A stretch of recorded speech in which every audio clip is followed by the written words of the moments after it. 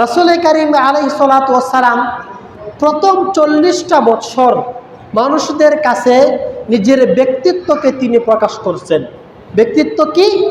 যে তিনি হচ্ছেন মুহাম্মদ বিন আব্দুল্লাহ বিন আব্দুল মুত্তালিব বিন হাশেম বিন আব্দে মানাফ বিন কুসাই বিন কিলাব বিন মুর্রা বিন কাব বিন লুয়াই বিন গালিব বিন ফিহর, অর্থাৎ নিজের যে বংশধারাটা, নবীজি নিজের বংশধারাটা, নিজের ব্যক্তিত্বকে 40টা বছর মানুষদের কাছে পেশ করছেন।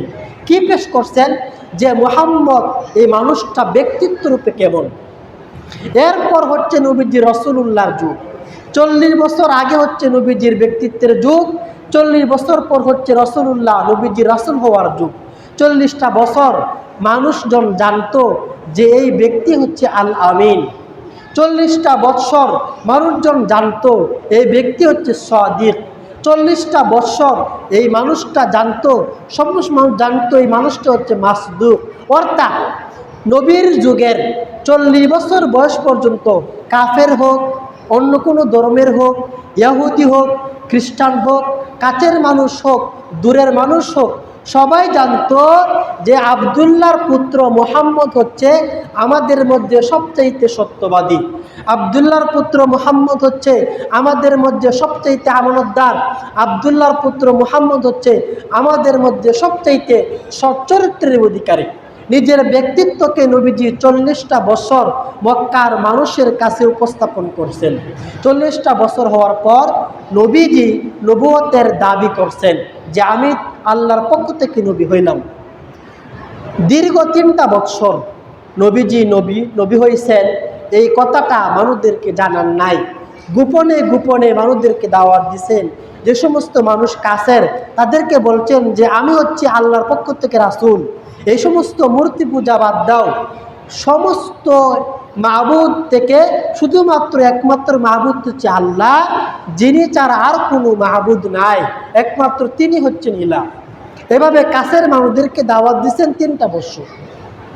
3টা বছর যাওয়ার পর নবীজি মানুষদেরকে ডাকছেন, ডাকার পর প্রকাশ্যে দাওয়াত দিচ্ছেন। যেদিন নবীজি প্রকাশ্যে দাওয়াত দেন সেই দিন নবীজির কাছের মানুষ, নিজের চাচা আবু তালিব, আবুল আহাব, সে বলে উঠল তাব্বান লাকা ইয়া মুহাম্মদ আলিহাদা জামাআতানা। হে মুহাম্মদ বাতিজা, তোমার ধ্বংস হোক, তুমি কি আমাদেরকে এই দাওয়াত দিচ্ছ? তুমি তো খুবই খারাপ। অন্য অন্য ধর্মের মানুষরা তো 2-3টা মূর্তির পূজা করে, তুমি তো শুধুমাত্র একজন আল্লাহর প্রতি দাওয়াত দেও, এটা তো খুবই বন্ধ একটা দাওয়াত। এভাবে কাছের মানুষজন নবীজির দাওয়াতকে প্রত্যাখ্যান করছেন। তবে মানুষজনের মধ্যে এই দাওয়াতটা পৌঁছে গেছে যে মুহাম্মদ নিজেকে নবী দাবি করছেন এবং সমস্ত মাবুদদেরকে তিনি বাতিল হিসেবে ঘোষণা হয়েছেন। 3 বছর যাওয়ার পর যখন নবীজি মানুষদেরকে প্রকাশ্যে দাওয়াত দেন, তখন আরো 2 বছর সমস্ত মানুষের কাছে এই ভালো মানুষটা, সবচাইতে আমানতদার মানুষটা, সবচাইতে সচ্চরিত্রের মানুষটা, সবচাইতে সত্যবাদী মানুষটা সবচাইতে খারাপ মানুষে পরিণত হয়ে গেল। কিভাবে? তারা বলতে লাগলো মুহাম্মদ হচ্ছে পাগল, তারা বলতে লাগলো মুহাম্মদ হচ্ছে ফারিকুল জামা, মুহাম্মদ হচ্ছে মানুষদেরকে বিচ্ছিন্ন করে দেয়, মুহাম্মদ আগের ধর্ম বাদ দিয়ে নিজের একটা ধর্ম বাতিল করে ফেলে। কেউ বলে মুহাম্মদকে অন্য কোনো জিনে অথবা ভূতে ধরছে। এভাবে প্রায় 14 থেকে 15টা গালি শুধুমাত্র নবীজিকে তারা দেওয়া শুরু করে। এর মধ্যে একটা হচ্ছে আবতার, নবীজি হচ্ছে নির্বংশ, আটখোরা, সন্তানাদি হয়, অথচ নবীজির সন্তানাদি আছে। নবীজির কোনোভাবে যখন তারা পারে না, নবীজির কথার সাথে তারা পারে না, দাওয়াতের সৌন্দর্যে পারে না, কোনোভাবে যখন তারা নবীজির কাছে সাথে পারে না, তখন তারা নবীজির বিরুদ্ধে অপবাদ দেওয়া শুরু করলো দীর্ঘ 2 বছর। এই হলো মোট 5 বছর। 3 বছর নবীজি গোপনে দাওয়াত দিছেন, যখনই প্রকাশ্যে দাওয়াত দিছেন তখনই নবীজির বিরুদ্ধে অপবাদ দেওয়া শুরু করছে। এটা সমাজে, আমাদের সমাজে হয়, যখন আমরা কারো সাথে কোনোভাবে পারি না, শক্তি বলেও পারি না, কথার সৌন্দর্যও পারি না, অন্য কোনো পাওয়ারই পারি না, তখন আমরা কি করি? নিজের সীমানায় দাঁড়িয়ে নিজের গলার দ্বারা, নিজের জবান দ্বারা ওই মানুষটাকে গালি দিতে শুরু করি। আরে সে তো এমুক, সে তো এবার গালিতে শুরু করি। মক্কার মানুষগুলো এরকম করছে, যখন নবীজির সাথে কোনোভাবে তারা পারে না, তখন নবীজিকে গালি দেওয়া শুরু করছে, অপবাদ দেওয়া শুরু করছে। দীর্ঘ